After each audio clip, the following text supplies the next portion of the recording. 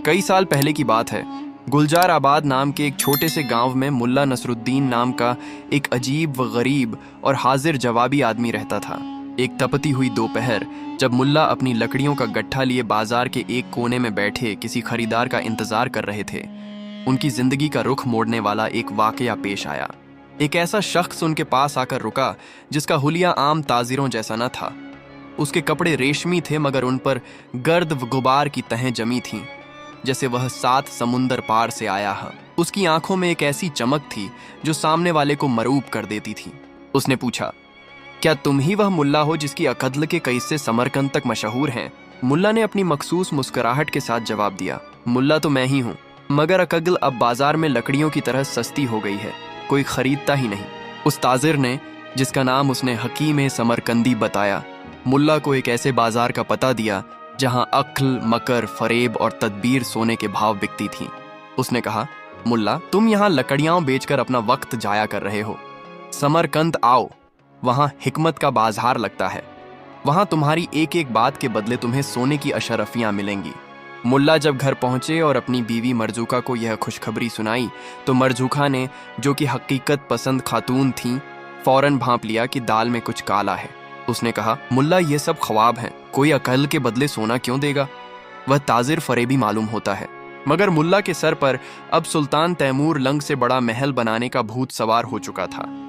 उन्होंने दलील दी कि उसने मुझे अपना गधा दिया है, कोई फरेबी अपना माल किसी को क्यों देगा? यही वह नुक्ता था जहां मुल्ला की अपनी अकल पर एतमाद ने उन्हें एक तवील सफर पर आमादा कर लिया।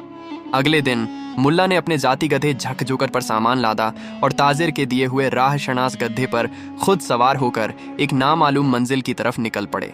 सहरा की रेत जब उड़ती तो रास्ते मिट जाते थे। एक मकाम पर मुल्ला का सामना एक और बूढ़े हकीम से हुआ जो सहरा का पासबान मालूम होता था। इस हकीम ने मुल्ला को खबरदार किया कि हिकमत के बाजार में जाने वाला वापस नहीं आता, क्योंकि वहाँ हर चालाक से बढ़कर एक चालाक मौजूद है।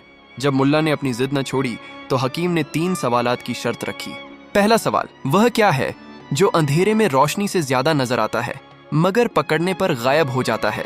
मुल्ला ने जवाब दिया कि यह साया है। जब हम रोशनी डालते हैं तो अंधेरा मिटता है और साया बदल जाता है।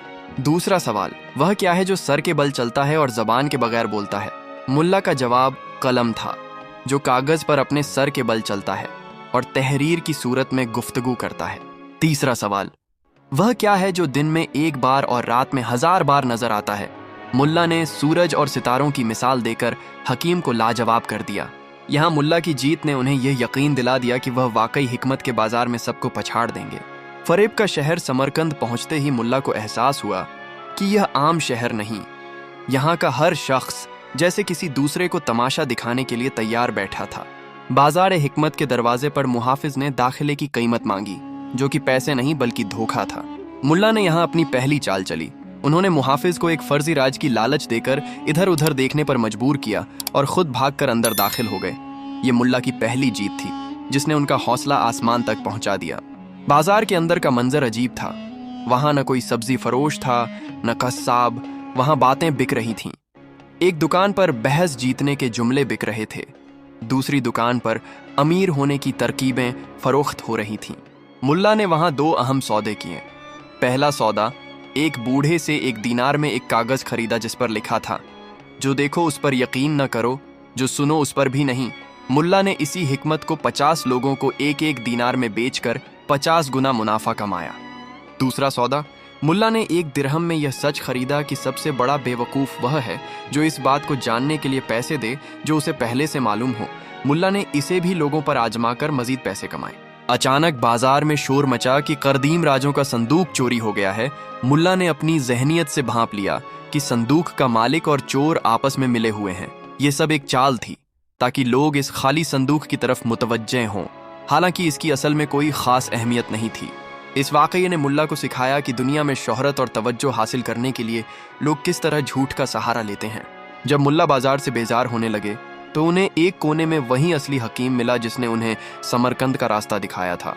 मुल्ला ने शिकायत की कि मुझे यहाँ कोई ऐसा खजाना नहीं मिला जो ख़त्म न हो, यहाँ तो सब लूट मार है। उस बूढ़े ने मुल्ला को एक आखिरी पर्ची दी और कहा, इसे घर जाकर खोलना। मुल्ला जब वापस अपने घर पहुंचे और मरजूका के सामने वह पर्ची खोली तो उस पर लिखा था, कनात ऐसा खजाना है जो कभी खत्म नहीं होता। मुल्ला को समझ आ गई कि वह इतनी दूर जिस चीज की तलाश में गए थे वह उनके अपने अंदर मौजूद थी। हजारों मील का सफर, सहरा की खाक और बाजार के फरेब ने उन्हें सिर्फ एक सबक सिखाया, जो अल्लाह ने दिया है उस पर राजी हो जाना ही दुनिया की सबसे बड़ी अमीरी है। मुल्ला नसरुद्दीन और अनोखे ताजिर की यह दास्तान हमें सिखाती है कि अक्ल का इस्तेमाल अगर दूसरों को नीचा दिखाने या दौलत जमा करने के लिए हो तो वह सिर्फ मकर है, लेकिन अगर अक्ल इंसान को अपने नफ्स की पहचान और रब की रजा पर राजी कर दे तो वही हिकमत है। मुल्ला ने समरकंद से सोना तो कमाया, मगर असली दौलत उन्होंने वह इत्मीनान कमाया जो उन्हें मर्जुका के साथ अपनी छोटी सी झोंपड़ी में मयस्सर आया।